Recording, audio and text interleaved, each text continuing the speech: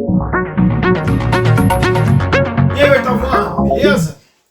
Vamos lá, mais um vídeo, mais um conteúdo, coisa rápida, só para a gente ter a introdução daquilo que a gente vai ver ao longo das aulas, ok?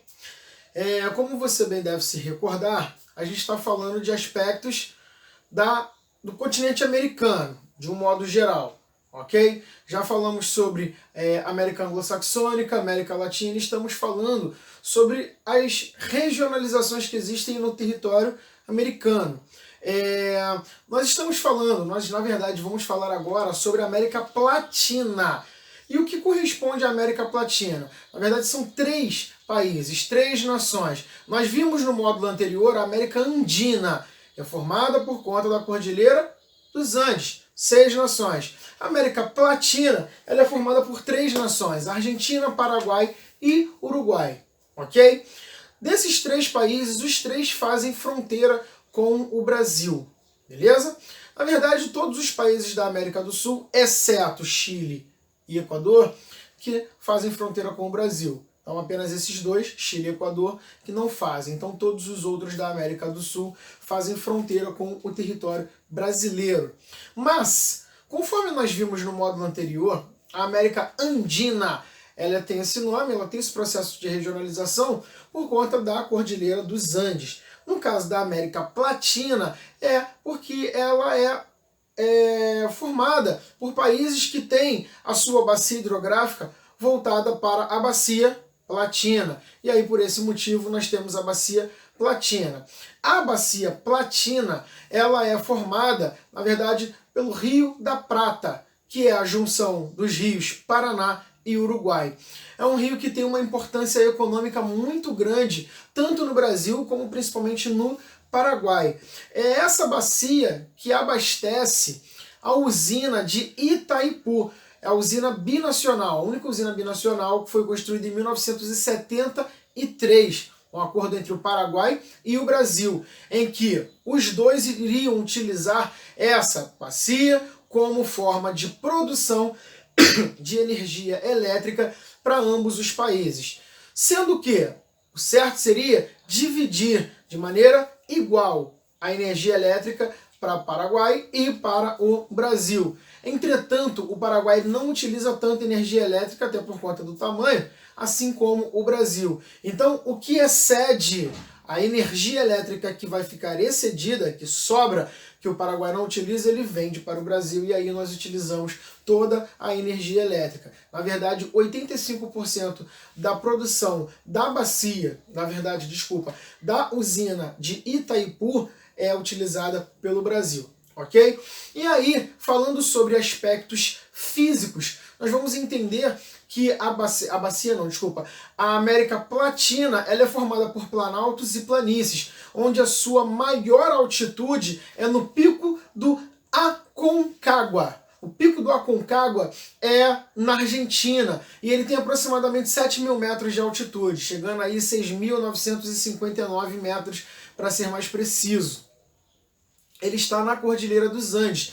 Entretanto, esse pedaço ele não faz parte da América Andina. Então, planaltos e planícies, um dos fatores, uma das características físicas que tem na América Latina. Desculpa. Um outro fator que forma a América Latina são as características morfoclimáticas, em que ao norte dessa região nós temos aí o que conhecemos como Chaco. O Chaco, na verdade, é um domínio morfoclimático que possui áreas alagadiças, existem alguns pedaços de áreas que são alagadas, mas o clima é extremamente seco. Então, o predomínio de vegetação é a vegetação xerófila ou xerófita, conforme nós já vimos algumas vezes, similar ao que nós temos no sertão nordestino aqui no Brasil.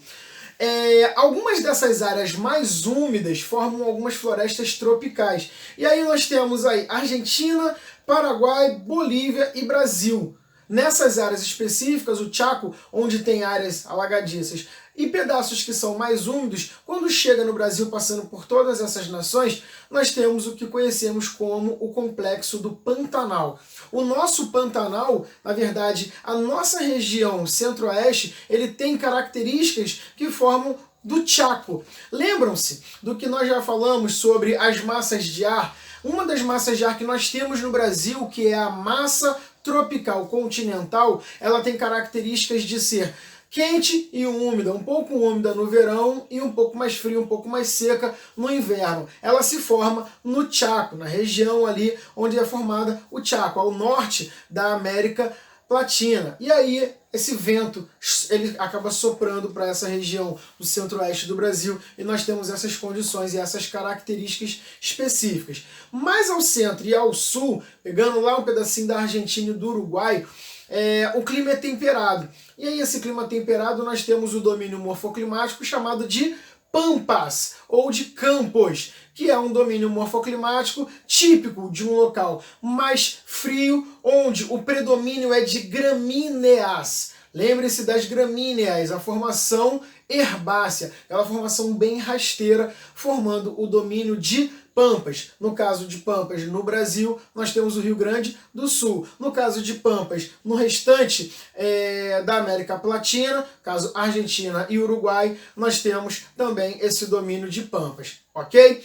A América Latina, ela foi colonizada pelos espanhóis, então muitas das características culturais, econômicas, sociais, étnicas, religiosas são similares dentro dessas três nações, Argentina, Paraguai e Uruguai. Mas isso vai ficar para a aula online, beleza? Então, na aula online, anota suas dúvidas, lê o capítulo que a gente consegue desenrolar o nosso conteúdo de um modo geral. Então, como eu sempre falo, não deixa de colocar seu nomezinho aqui nos comentários para que a sua presença fique válida nesse vídeo e na aula online a gente conversa melhor sobre esse assunto e outros assuntos, beleza? Então, até a próxima, beijo no seu coração e tchau!